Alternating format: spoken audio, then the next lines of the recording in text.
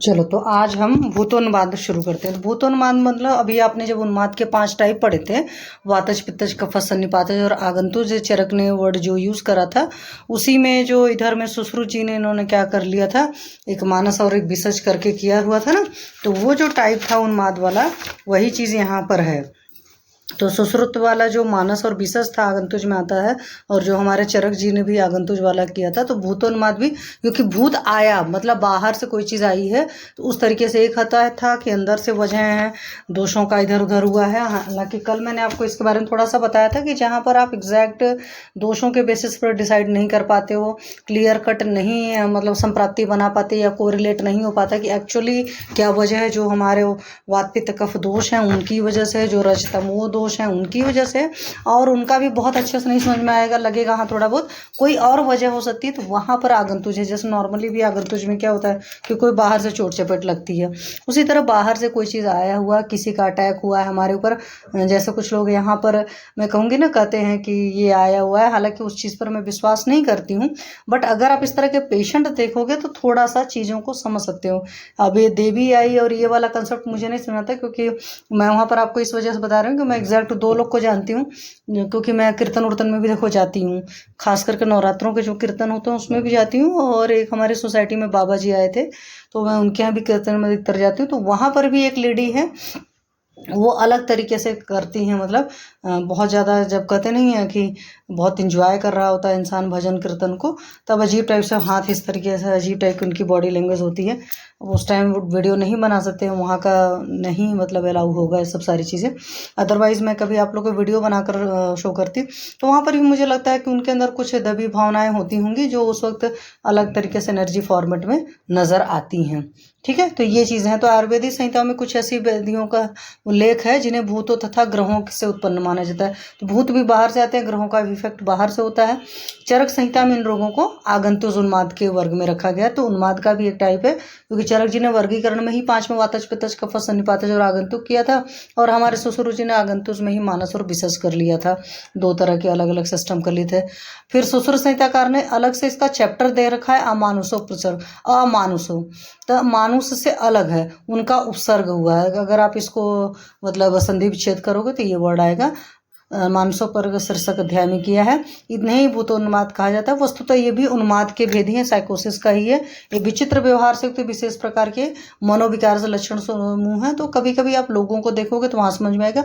हालांकि किसी के ऊपर देवी आई, ये मतलब मान लो उनकी लैंग्वेज जो दिखता है इस तरह के कंडीशन में, एक्चुअली उसका कंसेप्ट क्या है पीछे का, उसके बारे में मैं आपको अंदर का नहीं बता सकती, क्योंकि वहाँ पर मेरा ये मानना है कि जिस इंसान की जो कंडीशन होती है वही अच्छे से जज कर सकता है। जैसे अपने लोग को होता नहीं है, सिंपल सा लैंग्वेज में समझो कि जिस इंसान को डांस का बहुत शौक होगा वो क्या करेगा, अगर कहीं पर भी अच्छी रिदम का गाना बज रहा है तो वो डांस करने लगेगा। कुछ लोग ऐसे होते हैं उनका डांस करने का मन करता है बट वो डांस नहीं करते हैं, है ना।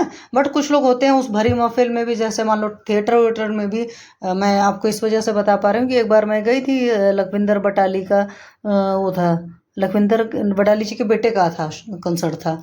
तो वहाँ पर उन्होंने जब वो गाना शुरू किया, कुछ सूफियाना कलाम, थोड़ा सा अच्छा रिदम था, तो वहाँ पर 1-2 लेडी निकल करके डांस वांस करना शुरू करी ना। देवर in the age group of 50 to 60, ऐसा नहीं था कि वो बच्चे थे कि जिनको बहुत वैसा। ठीक है, तो इस तरह की चीज़ें भी आती हैं। तो आप एग्जैक्ट नहीं कर सकते। कुछ लोग होता है कि हाँ एंजॉय करना जानते हैं, कुछ लोग बहुत अंदर बैठे रहते हैं। तो इसी तरीके से बिहेवियर के और भी बहुत सारे चेंजेस होते हैं। बताने का मेरा सिंपल सा कंसेप्ट ये है। तो अलग टाइप का थोड़ा सा बिहेवियर लीक से अलग हटकर नजर आता है। बहुत सारे लोग जो वैसे टाइप के होंगे तो कहेंगे तो पागल हैं, तो ये हैं। कुछ लोग कहेंगे नहीं भाई ये जिंदगी जीना जानते हैं। जिंदगी जीना जानना और सही से जीना एक अलग सिनेरियो है, और एक पागलपन की तरह रिएक्ट करना एक अलग सा है। ठीक है, पर आप इन चीज़ों को धीरे धीरे इस तरीके से समझ सकते हैं। तो जिनके निदान संप्राप्ति को आयुर्वेद के त्रिदोष और त्रिगुण सिद्धांत के आधार पर संस्थापित नहीं किया जा सकता, मतलब आप एग्जैक्ट उनसे उनको संप्राप्ति नहीं बना सकते हो। और इनको लाक्षणिक रूप से साम्यता के आधार पर विभिन्न ग्रहों के नाम से किया गया, अलग अलग नाम दिया गया, देव से, गंधर्व से, राक्षस से, सर्प से, सबसे इस तरीके से कोरिलेट किया गया। और उनके हिसाब से इनके लक्षण समूह होंगे। और मैथोलॉजी बोलते थे, जैसे पहले मिथ मतलब होता है, एक्चुअली सही सोचोगे तो मिथ मतलब होता है झूठा होता है। तो हमारे इंडियन जितनी ट्रेडिशन की बुक्स थी, अंग्रेजों ने उसको मैथोलॉजी बोल दिया था। रियलिटी में वो मैथोलॉजी तो नहीं है आज की डेट में, बहुत सारी चीज़ों का कारण हम लोग नहीं निकाल पाए तो अलग सी बात है, बट अभी भी मैथोलॉजी वर्ड यूज़ हो रही है वहाँ पर। जबकि जब हम बहुत छोटे थे तो हमें सही से नहीं पता था, तो हम समझते थे मैथोलॉजी ऐसे हमारी जो भी रिलीजियस बुक्स हैं उनके लिए कहा जाता है, बट बाद में समझ में आया मिथ मतलब झूठा होता है। तो ये गलत चीज़ें हैं। तो अतः 8 प्रकार के भूतों के जो भूतोन्माद है, ये उन्माद का विशेष भेद है। और कल को ये सारी चीज़ें भी, पता नहीं क्यों मुझे अब विश्वास होता है कि ये सारी चीज़ें भी प्रूव हो जाएंगी सही हैं। जैसे पहले नहीं समझ में आता था, पहले आयुर्वेद लगता था कि नहीं पता नहीं क्या लिख दिया है।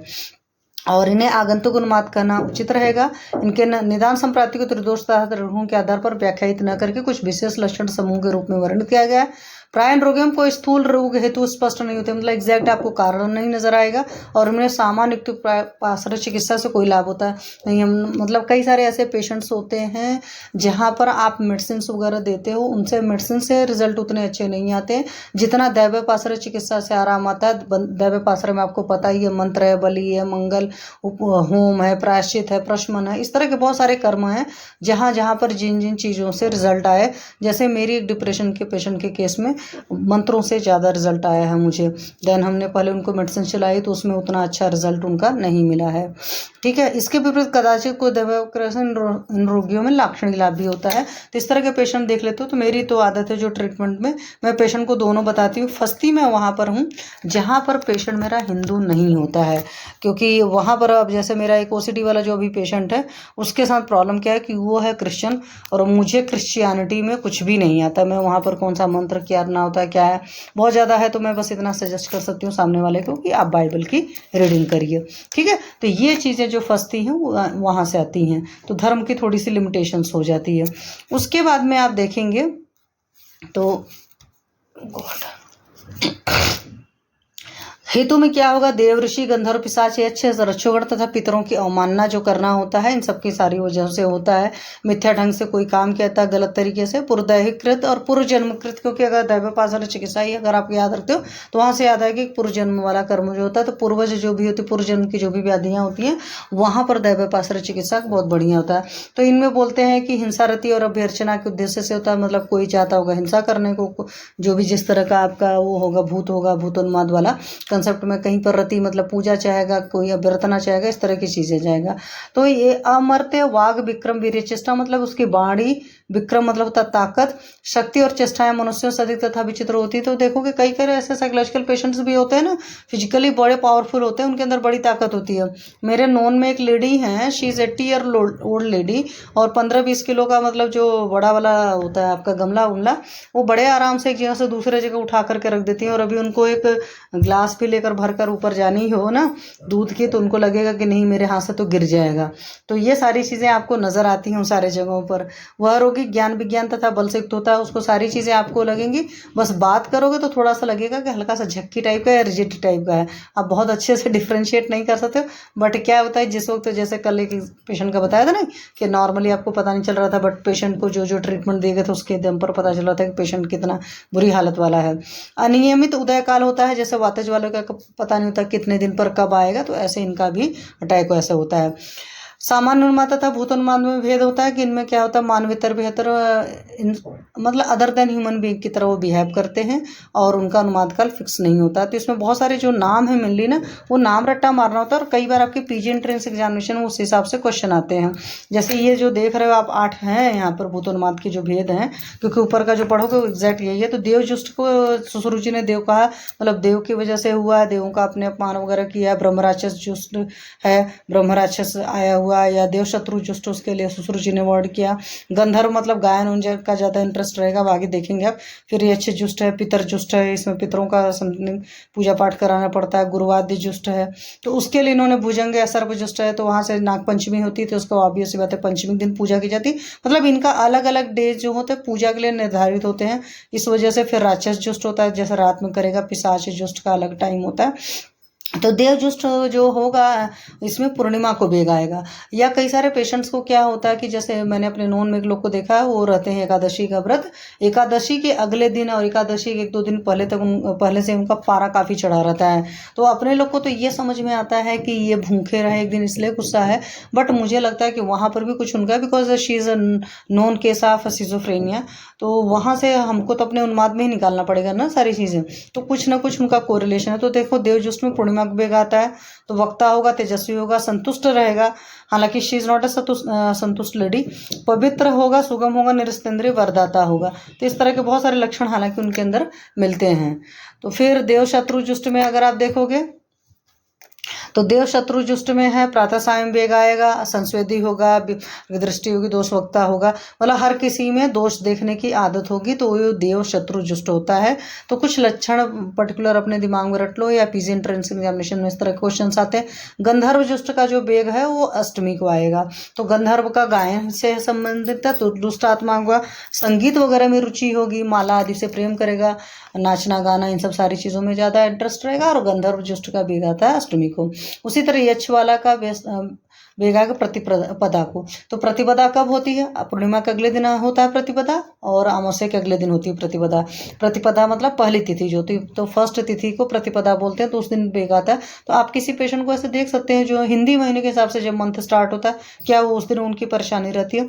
तो ऐसे पेशेंट अल्पभाषी होते हैं, सहिष्णु होते हैं, ताम्राक्ष मतलब आंखें जो उनकी होंगी ना थोड़ी सी तांबे जैसी होंगी, और वो तेजस्वी और दानी होता है। उसी से पितृजुष्ट जो होता है, पितर वाला अपना अमावस्या के दिन इनकी पूजा पाठ की जाती है, तो अमावस्या को बेग आता है। तो आप देख सकते हो कि आप पेशेंट के साथ में ऐसा कंडीशन, हालांकि नॉर्मली लोग अभी ये बोलते हैं कि साइकोलॉजिकल पेशेंट्स का अटैक अधिकतर 2 ही दिन आता है, जो मॉडर्न की स्टडी है ये भी प्रूवन है कि अमावस्या और पूर्णिमा के दिन आती है। बट आप यहाँ पर देख रहे हो भूतोन्माद में आपके पास सारी तिथियाँ हैं, आपके पास अष्टमी भी है, आपके पास प्रतिपदा भी है, आपके पास पंचमी है, और किसी किसी का रात्रि में बेग है। तो पितृजुष्ट के केस में अमावस्या को बेग आएगा, शांतात्मा होगा, पितरगणों का भक्त होगा, अपने पितरों को बहुत मानेगा। उसी से सर्प ग्रह जन्य वाला है जो मतलब नाग वाला है, पंचमी को आएगा, मधुरकामी होगा, मधुर चीजें खाएगा पिएगा, सर्पवत और क्रोधी बहुत ज्यादा होगा, क्योंकि सांप देखते हो ना फुटकार मारता है, तो सर्प वाले में आप ऐसे ही याद कर सकते हो कि सांप को जब गुस्सा आता है ना फुटकारता है, तो उसका क्रोधी वर्ड एक चीज वहां से कोरिलेट करके याद कर लिएगा।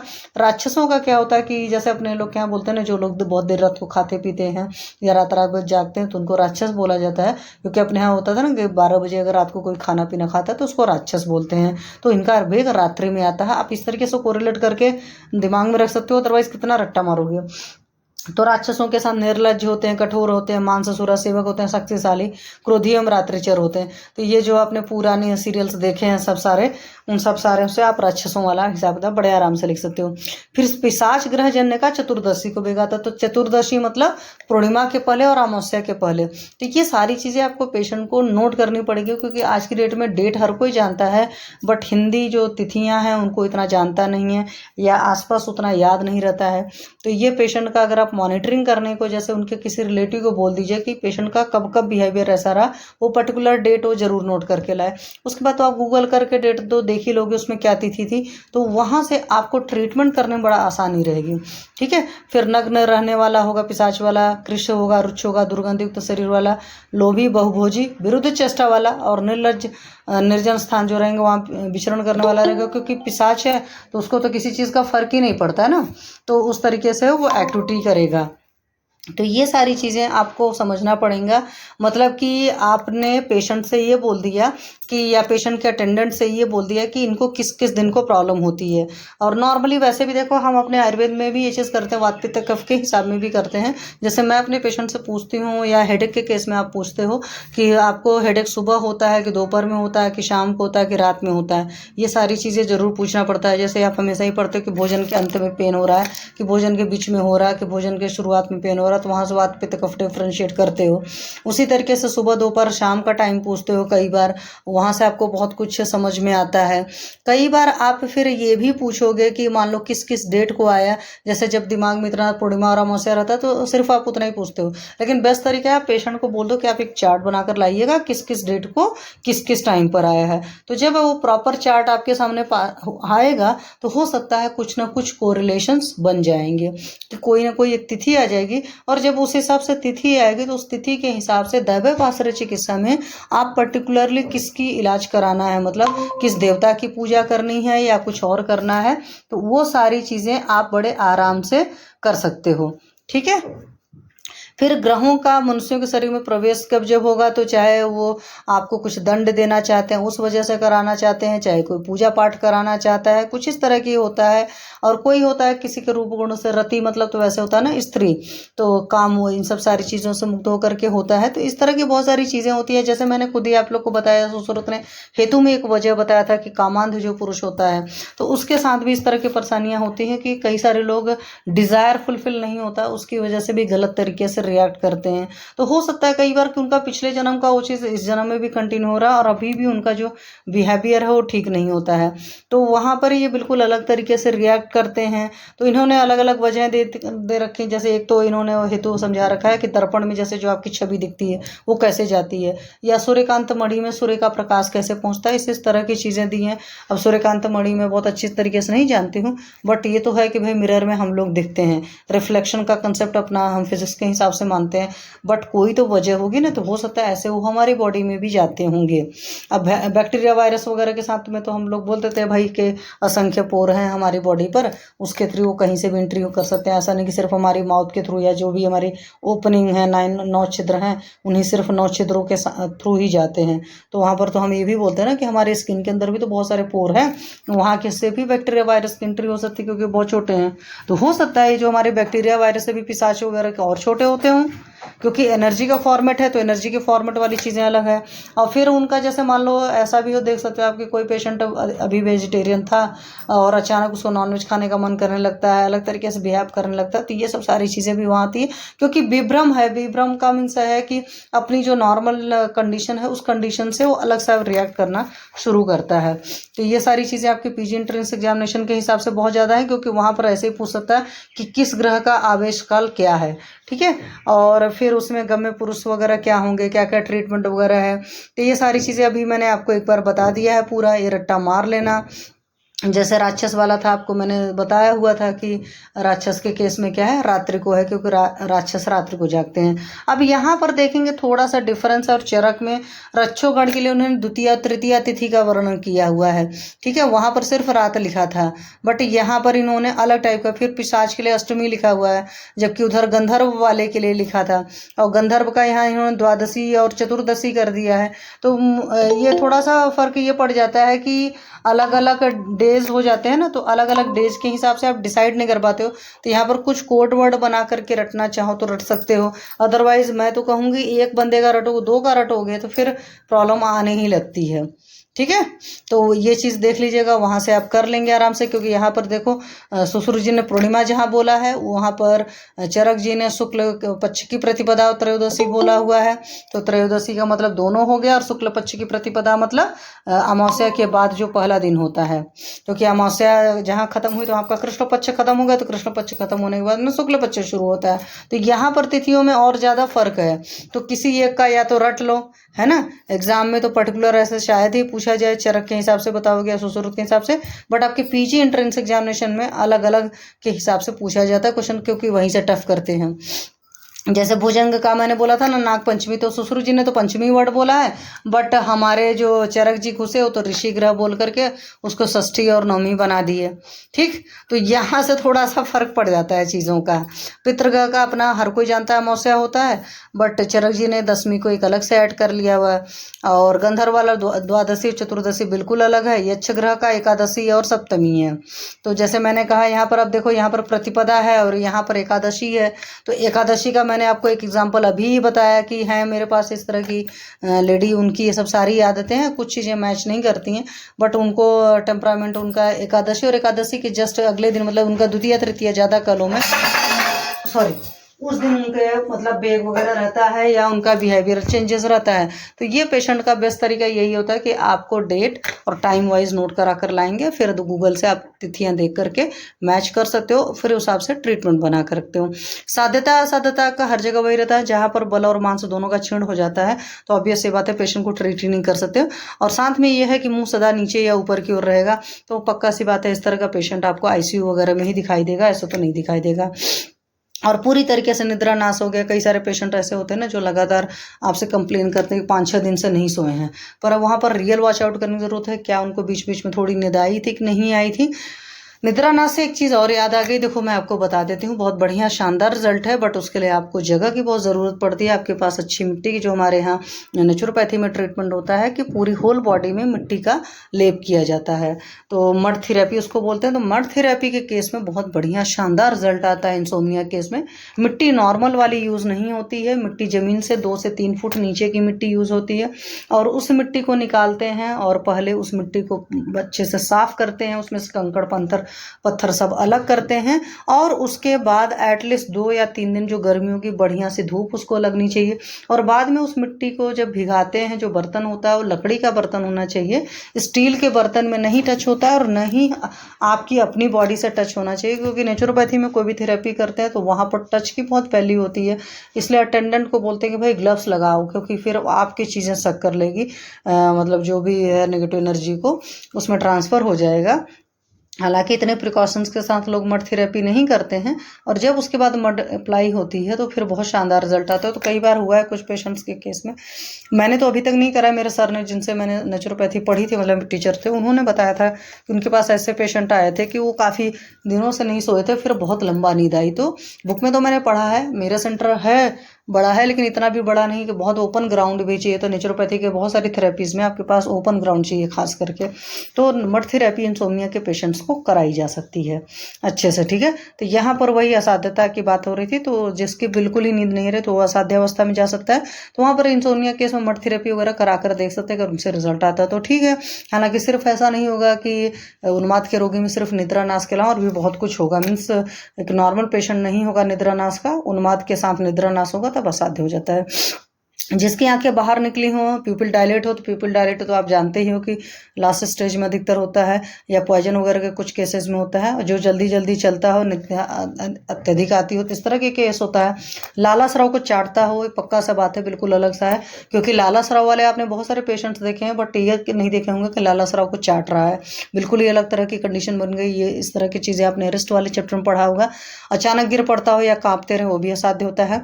जो उन्मादी जो होता पर्वत हाथी, तो आप वृक्ष से गिर करके उन्मादग्रस्त हुआ है, पर्वत से कोई गिर गया तो पक्का सी बात है पहाड़ से गिरा होगा, पता नहीं कितनी हाइट से गिरा होगा। हाथी का आज की डेट में कंटेक्स्ट कम है, बट ये है कि जैसे लोग घूमने फिरने जाते हैं वहाँ पर इस तरह की चीज़ें हो जाती हैं।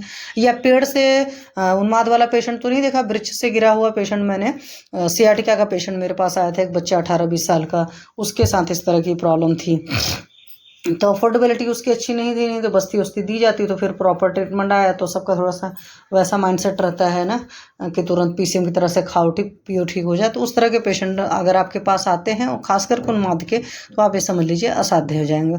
13 वर्ष पुराना होने पर प्रत्येक उन्माद असाध्य होता है। जैसे हमारे यहाँ गृहिणी 1 साल की पुरानी होने पर ही असाध्य चरक ने साफ साफ लिखी है, ठीक है। ऐसे मेजॉरिटी डिसीज हैं जो साल भर से ऊपर आने पर ही असाध्य हो जाती हैं, मीन्स वही आप पे रह जाती हैं, विथ मेडिसिन चलती फिरती रहती हैं, विदाउट मेडिसिन वो सही नहीं रहती हैं। तो बहुत सारी कंडीशन होती है, तो उन्माद के केस में ये चीज़ देखा जाता है।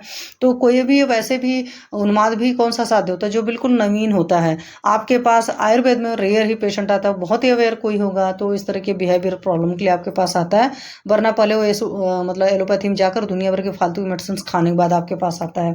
चिकित्सा में सभी उन्माद में दैव्यपाश्रय चिकित्सा करनी पड़ेगी। तो दैव्यपाश्रय चिकित्सा में जो मंत्र, बलि, होम, प्रायश्चित, प्रशमन, उपवास, व्रत, स्वस्थ निश्चल, प्रणिपात, ये सब सारी चीज़ें हैं, यम नियम का पालन करना, वो सारी चीज़ें आप कराएंगे।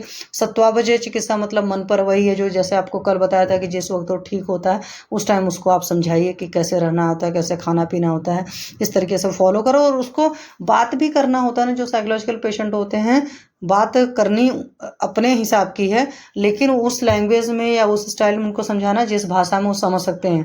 जैसे सिंपल सी बात है, मुझे हिंदी आती है तो मुझे कोई तेलुगु में समझाएगा तो नहीं समझ में आएगा।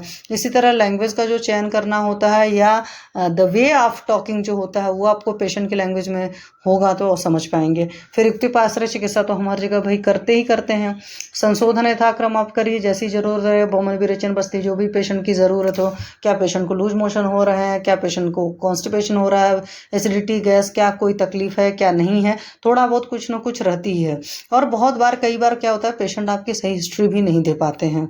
जैसे मेरे पास में जो पेशेंट थी, एक बार उनको सारे पेन उन हो रहा था तो मैंने बोला लेने के लिए, तो 1 या 2 दिन तो उन्होंने बया रिस्ट वगैरह दशमूला रिस्ट लिया, जैसे जब उनको ज़्यादा पेन वगैरह था, और जैसे ही सबसाइड हुआ उसके बाद नहीं लेना था। क्यों भाई, मुझे इससे मोशन जाना पड़ रहा, तो नहाना हो रहा है, ये हो रहा है, वो हो रहा है, फिर नहीं लेना। तो इस तरह के केसेस भी बहुत सारे मिलते हैं। तो ऐसे पेशेंट को बहुत मुश्किल होता है ट्रीट करना, क्योंकि जो ऐसे ही उनको तबीयत में थोड़ा सा आराम हो जाता है वो मनमानी करना शुरू करते हैं। ठीक है। संसमन चिकित्सा में ब्रह्म्यादि सोरस है, ब्रह्म्यादि कल्क है, ब्राह्मी के सारे वो सिस्टम है, तृष्ण आदि वर्ती है, शीरीष योग इट सेल्फ विषग्न होता है, भूतोन्माद भी विश्व वाला मेन टाइप के। कुछ चरक के हिसाब से देखो तो उन्हें आगंतुज अकेला किया है, हमारे सुश्रुचि ने अलग भले कर दिया आगंतु जो मानस और विशज। फिर सिद्धार्थ की योग है, हिंगवादी योग है, मध्य रसायन, कल्याण घृत, ब्राह्मी घृत, त्रिफलाघृत, महाप्रसाची घृत, उन्माद के केसरी, भूत भैरव रस। तो इस तरीके से बहुत सारे होता है। और भूतोन्माद वगैरह में आपको व्यवस्था पत्र नहीं, शॉर्ट नोट्स लिखने के लिए आते हैं। इस तरह के क्वेश्चन आपके पीजी एंट्रेंस एग्जामिनेशन में ज़्यादा फंसेंगे, वो रट्टा मारने वाला आ गया ना। अब उसने पूछ लिया कि किस दिन होता है, अब मान लीजिए आपने रटा हुआ सुश्रुत वाला और गलती से उन्होंने चरक वाला पूछ लिया, तो या तो कोई कोड वर्ड बना लेना, तो उस हिसाब से कर पाओगे, अदरवाइज तो मुश्किल है। मैं सिंपल सी बता आप लोग के टाइम मैंने कैसे रट्टा मारा था मुझे भी याद नहीं है, क्योंकि सुश्रुत वाला तो तब थोड़ा सा ईजी है, सो याद हो जाता है। चरक वाला ज़्यादा मतलब है ना, मोर स्टडी मोर कन्फ्यूजन वाला। चलिए अब आप लोग बताओ, आप लोग का कोई क्वेरी हो इस पर तो पूछ लीजिए, अदरवाइज इसको आज यहीं फिनिश करते हैं, फिर कल नेक्स्ट चैप्टर करेंगे।